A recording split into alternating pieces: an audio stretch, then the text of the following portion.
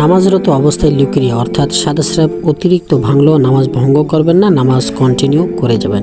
প্রিয় দর্শক, এই সূরতটা তখনই হবে যখন কোনো মা বোনদের অবস্থা এরকম হয় যে তারা নামাজের ওয়াক্ত শুরু থেকে নিয়ে শেষ পর্যন্ত, একটি ওয়াক্তের নামাজ শুরু হয়েছে তার শেষ পর্যন্ত মাঝখানে যে সময়টা আছে এই সময় পর্যন্ত যারা সুস্থ থাকেন না, সর্বদা সাদা স্রাব বের হতে থাকে, লিকুরিয়া বের হতে থাকে, তাদের জন্য হচ্ছে এই হুকুম।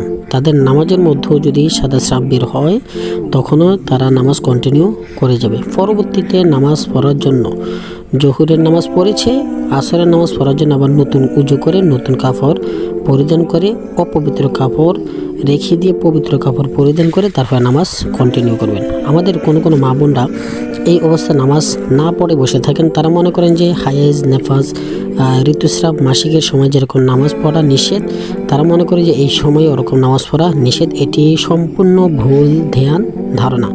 দর্শক, এখানে আরেকটি বিষয় লক্ষণীয়, সেটি হচ্ছে যে আপনার যদি এরকম না হয়, এর আগে বলার নিয়মটি যদি আপনার না হয়, আপনি যদি কমসে কম এক ওয়াক্ত নামাজের ওয়াক্ত শুরু হয়েছে তার শেষ ওয়াক্ত পর্যন্ত আপনি যদি লিকুরিয়া যদি বের না হয়ে থাকে, সাদা স্রাব যদি বের না হয়ে থাকে, তখন আপনার যদি নামাজের মধ্যেও বের হয় তখন আপনার উজুও ভঙ্গ হয়ে যাবে, নামাজও ভঙ্গ হয়ে যাবে।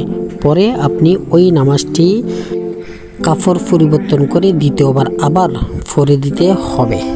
যে সমস্ত মা বোনদের সর্বদা লিকুরিয়া বের হতেই থাকে, তারা সুস্থ হয়ে গিয়েছে এটা বুঝবে কখন, যখন তাদের এক ওয়াক্ত নামাজের শুরু হয়ে গেছে সময় এবং শেষ পর্যন্ত নামাজের ওয়াক্ত শুরু থেকে নিয়ে শেষ পর্যন্ত এই মধ্যবর্তী এই সময়টির মধ্যে কোনো রকমের লিকুরিয়া বা সাদা স্রাব বের হচ্ছে না, তারা মনে করে নেবে তারা সুস্থ হয়ে গেছে। তখন তাদের ওই হুকুম আর কায়েম হবে না যে নামাজের মধ্যে যদি বের হয় তখনও নামাজ কন্টিনিউ করে যাবে, যে বিষয়টি এরকম তখন আর হবে না।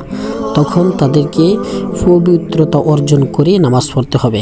এখানে আরেকটি বিষয় জানার প্রয়োজন মনে করছি, সেটি হচ্ছে যে লিকুরিয়া বা সাদা স্রাব বের হওয়ার পর গোসল ফরজ হবে বা গোসল করতে হবে, গোসল না করলে নামাজ হবে না, বিষয়টি এরকম নয়।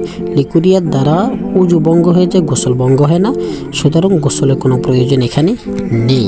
যদি অতিরিক্ত মাত্রায় বের হয়ে থাকে, যদি ধোয়ার প্রয়োজন মনে করেন তাহলে উক্ত স্থান দিয়ে নিতে পারে, কিন্তু গোসল করতে হবে যে বিষয়টি এরকম নয়। প্রিয় দর্শক, এরকম আরও গুরুত্বপূর্ণ এবং ইম্পর্টেন্ট মাসআলা জানতে প্রথমে চ্যানেলটি সাবস্ক্রাইব করে অবশ্যই পাশে থাকবেন। অযথা কেউ চ্যানেল সাবস্ক্রাইব করবেন না।